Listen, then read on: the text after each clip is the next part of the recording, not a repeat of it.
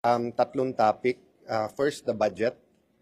We all want to emphasize na pag may ganito kalaking disruption at gulo, it's such a big opportunity for real change. So on Thursday, we're going to start, di ba, with the DBCC.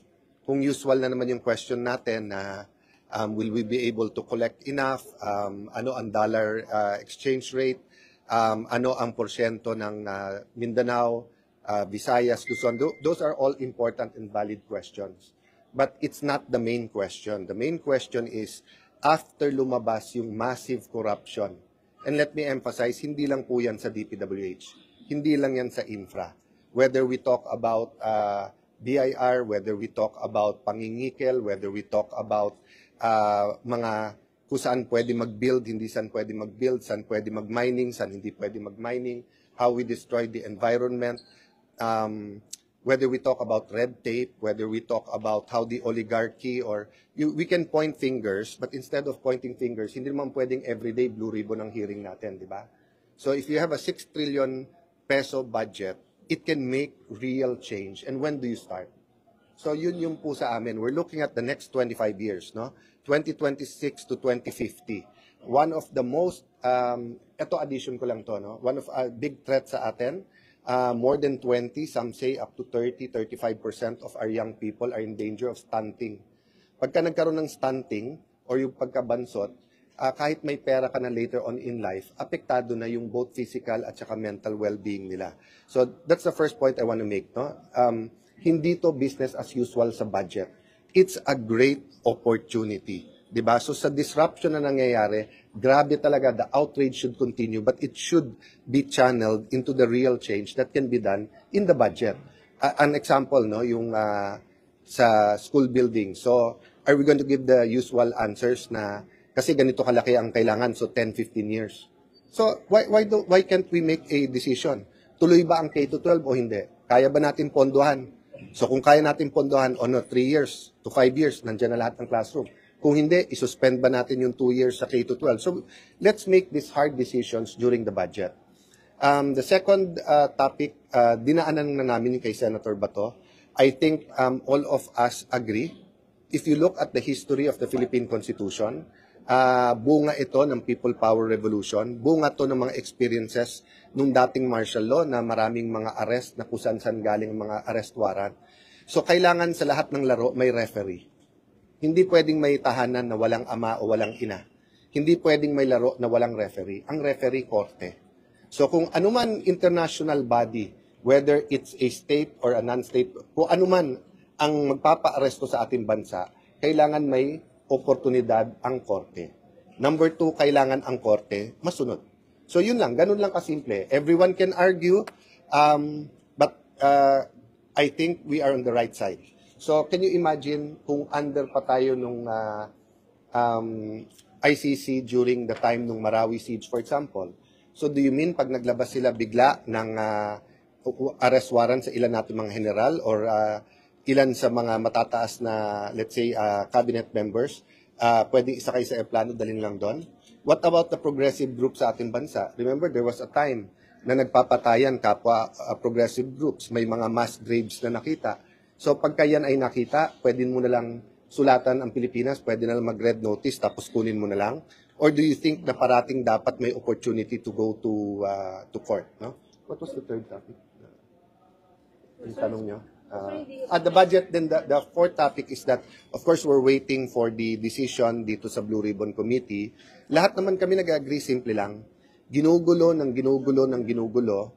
We're not saying it's only one person or one group na gumugulo. Every single member of the Senate may personal responsibility yan, may responsibility sa Senate. But ang point is, ang masterminds, no? Masterminds. Remember, hindi to isang sistema ng corruption na lumaki lang. Isa po tong master plan na pinut in place nung nagsimula tong administrasyon na to na lumaki ng lumaki. So napaka-importante na luminaw kasi habang gumugulo ay hindi po matutukoy ang mastermind. Mauulit at mauulit na lang to. So continue the outrage, continue exposing, continue the investigation, but the frustration is growing because nga as we predicted from the start, may gumugulo, ginugulo, pinapalabo ang malinaw. Diba? I'll give you an example ha. Kung ay isang kumpanya ay bumabaksak kasi late parati yung mga empleyado, and then may mga uma-absent pero hindi umaamin. Pero meron pong uma-absent na matagal at nagnanakaw. So yun po ang na-reveal kasi may sistema pala yon. O nung inimbestigahan, sinabay-sabay na lahat. So syempre lahat ng mali gusto nating imbestigahan. Pero pag sinabay-sabay mo, magsasara yung buong korporasyon, di ba? Kaya ganun nangyayari sa ating bansa. In every city, municipality, barangay, district, province, may magkakalaban. And everyone wants to point sa kalaban nila for doing something wrong. Sinabi na nung ilan mga political activists, analysts, yung iba pong mga influencers, this is all about 2028. So many people want to knock out their opponent already now because no one will vote for corrupt people, especially at this point in time. Diba? And may panahon para dyan. Kasi nga, pag nagawa mo na yan, on the record na yan, kahit papano, lalabas yan. But the question is, do you want to get to the bottom of this scam? Diba? And do you want to show the Filipino people na hindi pwedeng ganitong pangloloko? Naloko na tayo, magpapaloko ba tayo ulit? Diba? So, yun lang. I'll stop there kasi maraming details yung hearing. We didn't talk about the hearings of the details of the hearing, but yun nga ang pinag-uusapan namin lahat. Given na may budget, and we'll have to pause and finish the budget, how do we fix the direction of all of them? Yung ICI, yung Blue Ribbon Committee, DOJ, Ombudsman, kasi nga, nawe-weaponize pa rin kahit papano, wittingly or unwittingly. Sir, nakausap niyo si Senator Bato? No, hindi, not today. Hindi ko, actually, from the day na lumabas until today, ako hindi ko nakausap. Parang sa minority, parang I think yung lawyer lang nakausap nung iba. Ano may advice ni sir sa kanya? Just in case na ma-confirm na meron preparation. So, prepare at pag alam naman nila kung ano magiging itsura na nung warrant kasi hindi to nauna na yung kay President Duterte. So, tapos yung tamang ihahain sa korte. And kung may debate man, no, kung applicable sa kanya yung extradition rules o hindi yung sinasabi ng DOJ, simple din lang eh. Sino ba magre-referee? Pag sinabi ng ombudsman ganito, sinabi ni ES ganito, sinabi ni Bato ganito, sinabi ng media ganito, sino ba? Dapat korte, di ba? Yun lang ang pinaka-bottom line doon. Pagka tinanggal mo yung kapangyarihan sa korte, dictatorship na tayo. Sir, hindi niyo papayagan, sir, na mangyari yung nangyari katulad kay dating Pangulo? Well, pag sinabi mo kasing hindi papayagan, it's a question of authority and power, di ba? So, siyempre, kanino ba susunod ang mag-aaresto police? So, the question is doing what is right. So when there is a question this big, what's right is is there a danger in waiting and letting the court decide? 'Di ba? Unlike President Duterte, sabi nung iba, baka maging emotional, baka mag-people pa. I don't know. Ang daming baka, ang daming kaya dapat hulihin ka agad. Oh, but kay Senator Bato, if he is detained or he's arrested here and even given bail and then i-decide ng korte, may danger ba kahit kanino? So yung NG petition, kailangan bang antayin bago mag-decide yung government? Yeah, I don't want to go into the details nga kasi detalye na yan ng abogado ni Senator Bato at saka ng International Criminal Court. Ang point ko, pagka hindi nagkasundo, sino ba ang magde-decide? Hindi naman pwede kung sinong admin, siya na lang. Kasi hindi na tayo rule of law nun. Rule of men na tayo. So kung kakampi mo ang administrasyon, hindi ka extradite o padadala sa international criminal. Pagkalaban mo, padadala ka. There has to be a final arbiter. And if you look at the Philippine Constitution, iisa lang yan, yung korte. Sir, yung extradition daw, ang sabi, kung state to state, okay. Pero ito, sir, court to eh. Okay, so Pilipino ka, kinukuha ka sa ibang bansa, wala kang tatakbuhan, kawawa naman tayo. Kawawa naman tayo.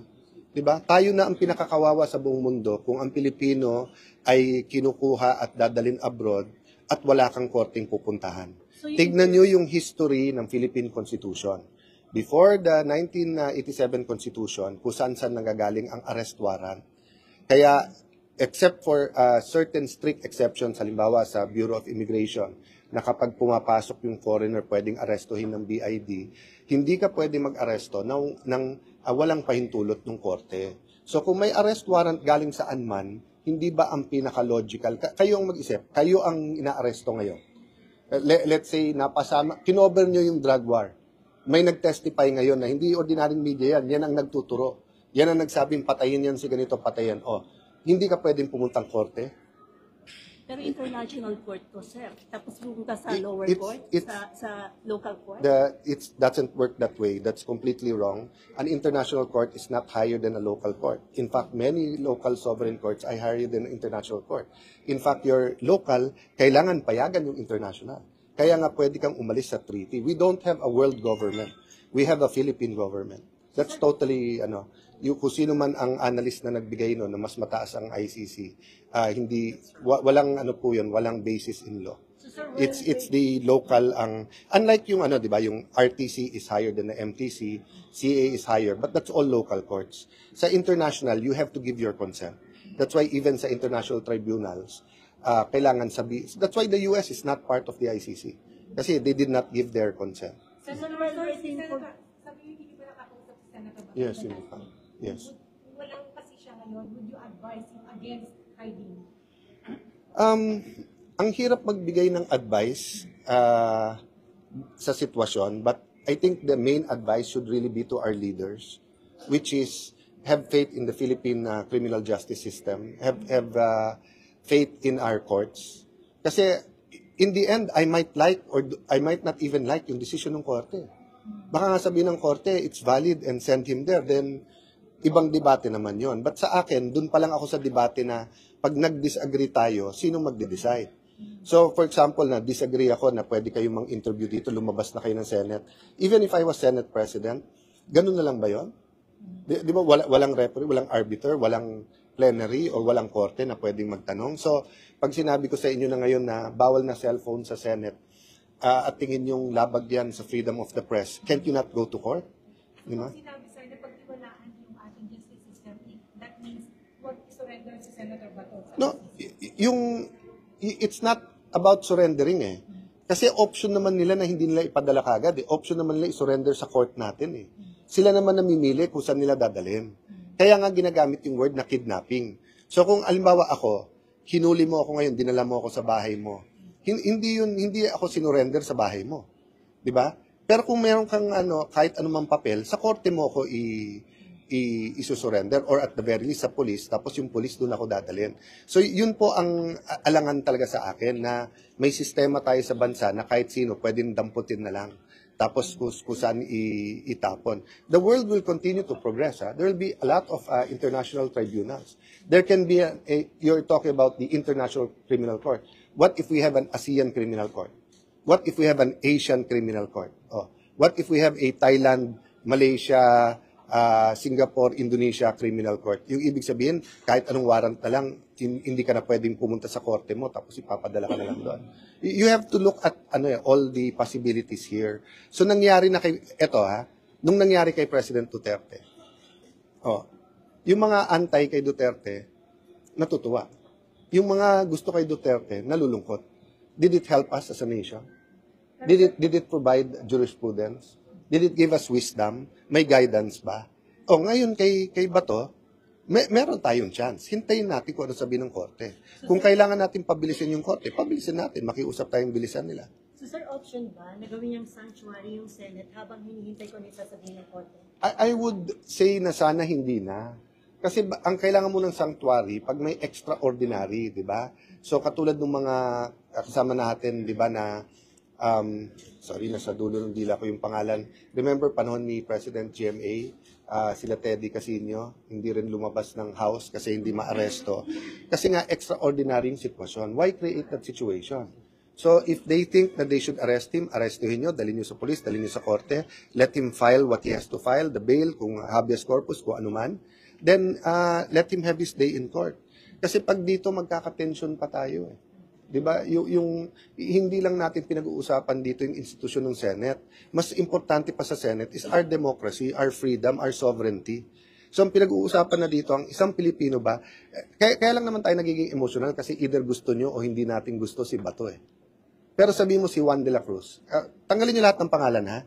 Si Juan de la Cruz ay may warrant ngayon galing sa abroad. Pwede bang kunin na lang at ipadala doon? I think any lawyer in their right mind or law student will say, sandali lang, dapat may korte muna magsabi kung valid yun o hindi. So, sir, wala kayong communication pa? Wala pa. Kay Senator? Saan ba to?